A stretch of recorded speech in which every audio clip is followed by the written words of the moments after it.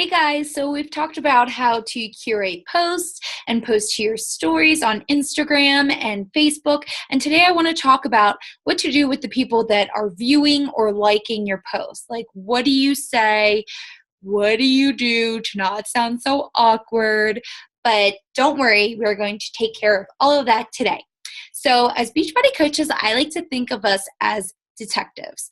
Our job as coaches is simply to ask a lot of questions and to get down to the root of a lot of objections, excuses, problems, and see how their piece of the puzzle, their problem or objection, or just their problem really, can fit with a Beachbody solution. And so, again, our job is just to simply ask a lot of questions. So, what you want to do is with anything you're posting, whoever is liking or commenting on your posts and whoever is viewing your Instagram stories or Facebook stories, I guess, too, if you're doing that, you want to follow up with them. Because just because you're posting and showing up on your storefront, your social media, doesn't mean that your inbox is going to be flooded with inquiries or questions. You're going to have to reach out and find your people because a lot of people are too scared to ask or too scared to confront the problems or issues that they've been dealing with. So again, that's our job as coaches, to reach out and help someone. Now, you might be thinking, this is awkward. I don't know what to say. I'm going to tell you exactly what to say, how to put your own spin on it. But I'm not going to lie that this will take you out of your comfort zone, that you will have to reach out to strangers or mutual friends of friends or people you don't know. But I'm going to teach you how to do so in a non-salesy way. It'll feel organic, but it will still be out of your comfort zone. But you have to do it because number one, it's the thing that will build your business and get people in to your challenge group and to the coaching opportunity. And I swear it's less awkward than you think. So, number one, when you're looking at all the people that have viewed or liked your post or your stories, you want to, number one, stalk them. You want to stalk them and make sure that they aren't a coach or a customer already, because we don't need to involve people that are already involved. We just need to get those that aren't involved yet into this Beachbody magic. So after you've stalked them out and made sure that they're not a coach, and if their profile is private, it's okay to still send a message to them because you never know. So what I like to do after someone has viewed my story, this is something I say. And by the way, I'm going to attach a PDF with all of this written out so that you can tweak it to your own verbiage or whatever you'd like.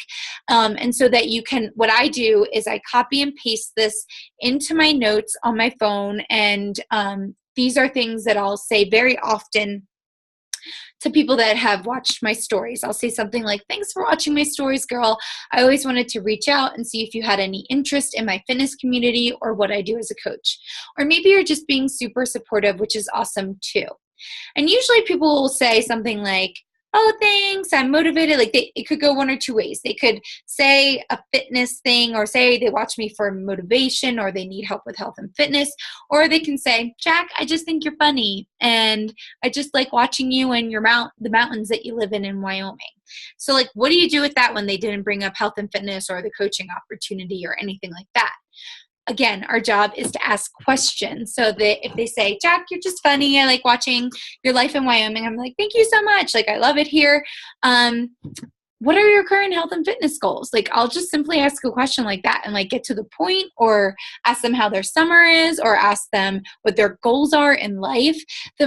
Again, you always want to ask questions so that you ensure an answer and to dig deep and see what people really are following you for.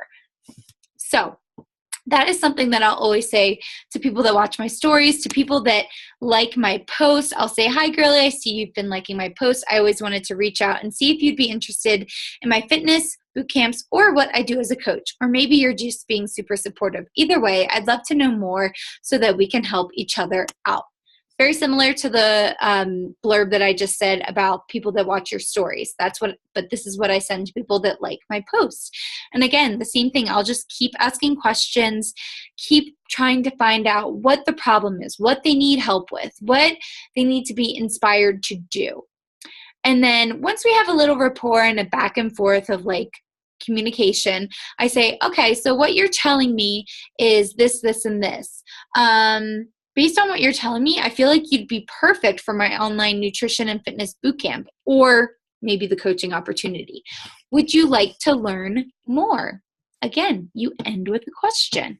And so usually they'll say yes, or maybe they'll say no. And then, you can always follow up later in life if that is what they say.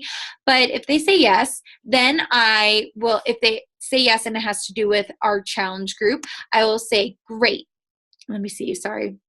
Perfect. So each month, my team and I, we run online groups where we're working out, logging in on a private app just for our community. We swap recipes and meal plans, root each other on, and I'd be your personal coach to hold you accountable. How does that sound? Question mark. And again, this is like a general, response. If they have told me like a specific goal, like I can only, like, I don't have much time, like, I would throw in there, like, oh, we work out for 30 minutes or less a day. Or if they're like, I don't know what to meal prep, I'll say, oh, we have specified meal plans that are provided for us from nutritionists and stuff like that. So you always want to, like, tailor it to make it more personal. But in this PDF that I'm going to share with you guys, it's just more of a general response that you can use and base your response off of. So after I give them the whole blurb of, asking if they'd like to know more or how this could help them, and usually that will come back with a response such as like, okay, how much? Or I don't have time, but usually it's how much. And I've linked in this PDF also how to respond when they say, okay, how much? I usually say, yeah, so what you get is 600 plus workouts with our Netflix of Fitness library, access to our private community led by the top coaches of our team, 30 days of a superfood smoothie to fuel your workout, access to amazing meal plans and recipes, and of course, me as your personal coach forever for only $160. Amazing, right? Again, you're always ending with a question. And, based on what they come back at you with, they'll either say, yeah, that's not bad at all. If they did say that, like, that is affordable, I can afford that, I would follow up with something like, perfect, I just had one spot open, let's get you in. All I need is your full name and your email address, and then you can create a share cart for them, and we can get you signed up and your spot reserved. So that's creating urgency. It's also, when you're explaining everything that comes with it, the more detailed you are, the more it sounds like you're getting for the price that you're giving. And it really is the most ridiculous deal. So that's not like something that you're trying to fabricate. You're getting so much for only $160, where some people pay $160 a month for a class pass or for a gym membership. So that is an amazing way to explain what you get with a challenge pack. And I've also included in this PDF how to handle price objections. I'm not going to go over that all in this video, but again, one of the things that you guys can do as new coaches to help you get better at verbiage, at how to combat excuses, at what to say, is to simply screenshot the conversation you're having and posting it in our team page and saying, how do I respond? Literally, that is what has taught me over the past 6 years. When I didn't know how to word something, there was someone else on our team page in my uplines group that could help me word it better, or could help me tweak things to make it sound a certain way so that people, especially in this world where we're texting and we're not talking on the phone, like, if you can talk on the phone, man, talk about it, because it's so much easier to convey via video, and you can send people a video via Instagram or Facebook message. So if you feel comfortable doing that, go for it. But when it comes to writing out stuff, every word counts. So please, please, please, please screenshot your conversations. Ask us, how do I combat this excuse? How do I word this? This person has this problem. How do I talk to them about that? And we will give you an answer. I promise. So I just wanted to make sure you guys knew that, as far as like people that actually respond to your people who are viewing your stories and your Facebook posts and your Instagram posts, and how you can follow up with them, invite them to the opportunity, and how you can explain things to them. Now, what if someone says no? I can't right now, or no, I'm not interested, and you gave them a great explanation, a great way to combat excuses, and they still say no.